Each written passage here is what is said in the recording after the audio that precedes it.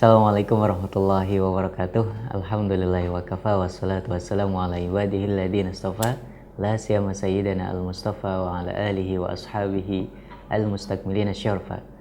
Amma ba'du, para pemirsa dimanapun Anda berada dan juga mahasiswa sekolah fikih yang dicintai Allah Subhanahu wa taala. Alhamdulillah senang sekali bisa kembali berjumpa bersama saya Stoma bin Abi Nasr dalam program kesayangan kita Sekolah Fikih yang diluncurkan oleh Rumah Fikih Indonesia.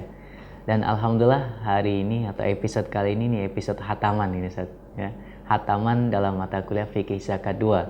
Maksudnya kita masuk pada episode terakhir atau episode ke-8.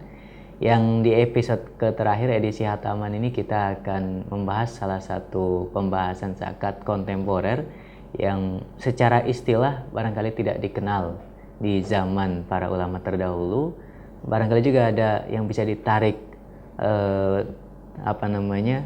kesamaannya di zaman terdahulu, apakah ada atau tidak yang kemudian kita kenal di zaman sekarang dengan zakat penghasilan atau zakat profesi, atau dalam bahasa Arab sering dikenal dengan kasbul amal wal mihan al-hurrah.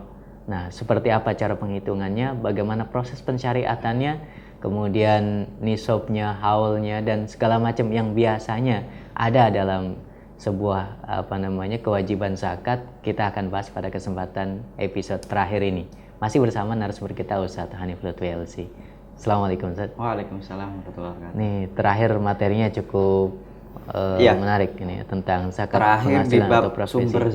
Sumber zakat. Oke. Nah, mungkin pertama akan kita bahas adalah ini istilahnya, ini sebenarnya makna daripada zakat profesi atau kasbul amal wal mihan al-hurrah itu apa? Iya. Bismillahirrahmanirrahim. Pada kesempatan kali ini kita akan membahas satu tema yang memang jadi cukup hangat diperdebatkan di antara kita terkait zakat profesi kalau dulu namanya ya. Tapi karena banyak pertentangan ganti nama menjadi zakat penghasilan. Zakat gitu penghasilan. Ya. Ini semuanya dapat ya kalau penghasilan. Iya. Lah memang ini kita bisa sebut dengan perluasan juga bisa. Dan penambahan juga bisa. Sebenarnya juga kita bisa katakan ini sudah ada sejak zaman dulu juga bisa. Tergantung nanti kita pemaknaan dari zakat penghasilan itu sendiri apa. Gitu.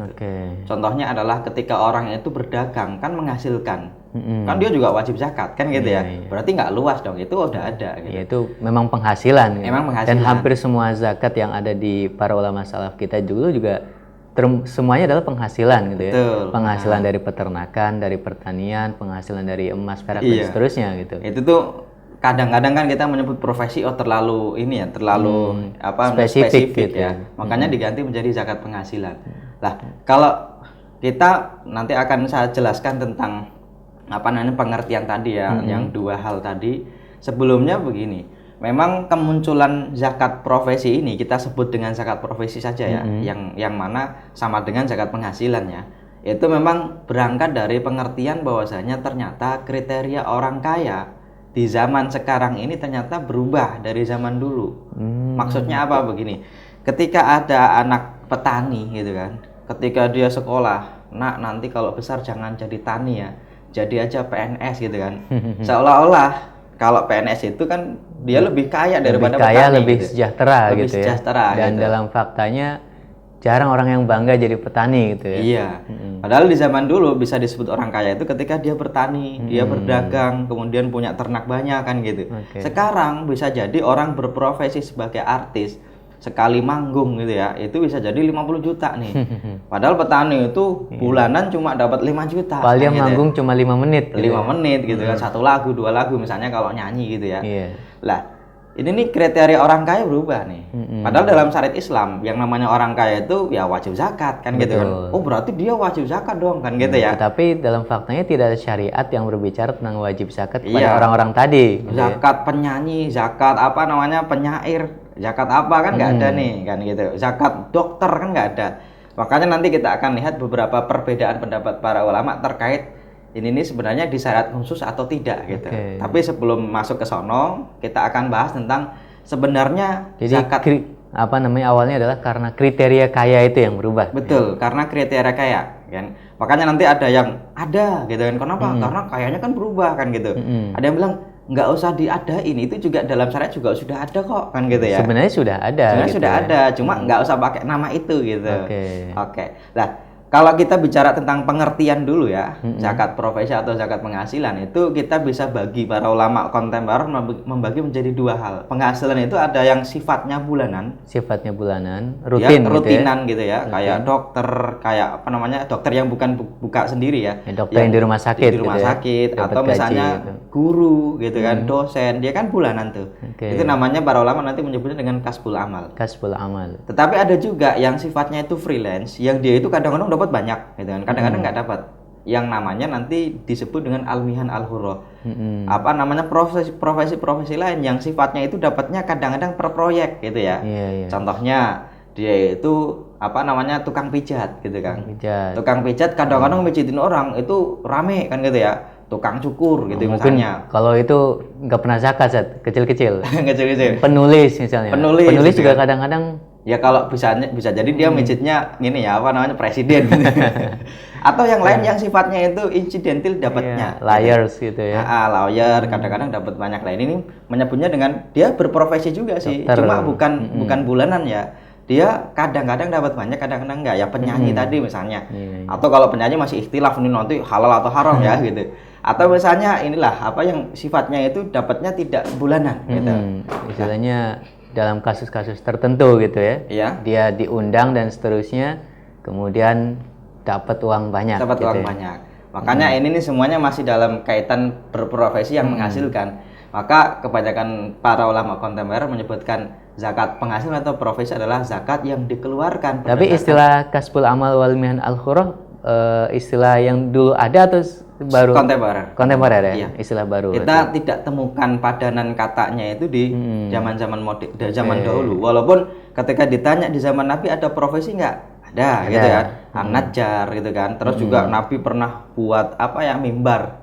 Itu kan juga berprofesi sebagai tukang kayu juga gitu kan. Termasuk profesi ini memberi susu anak gitu kan. Bani Sa'ad kan gitu kan. Halimah As-Sa'diyah itu profesi mereka kan gitu ya.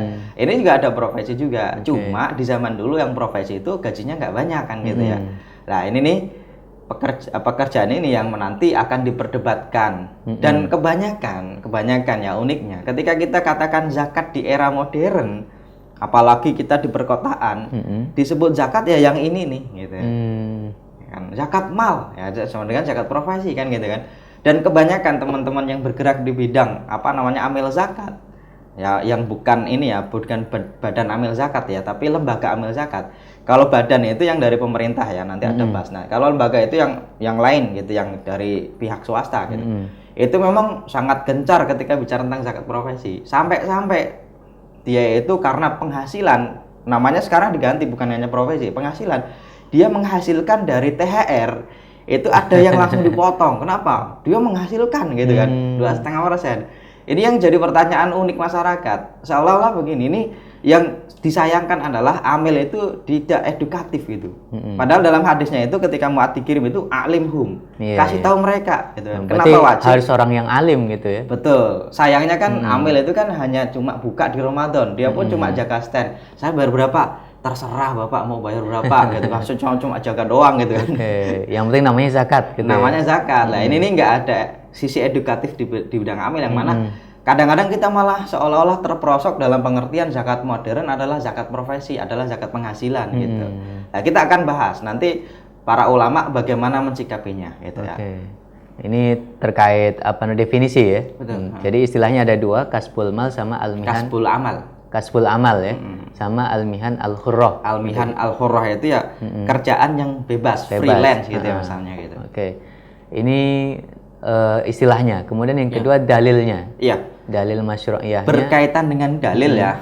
Kita sepakat ayatnya jelas, hadisnya jelas gitu ya. Bahwasanya nanti di dalam surat Al-Baqarah Allah menyebutkan ya ayyuhalladzina amanu anfiqu min thayyibati ma kasabtum wa mimma akhrajna lakum minal ardi. Al-Baqarah 267.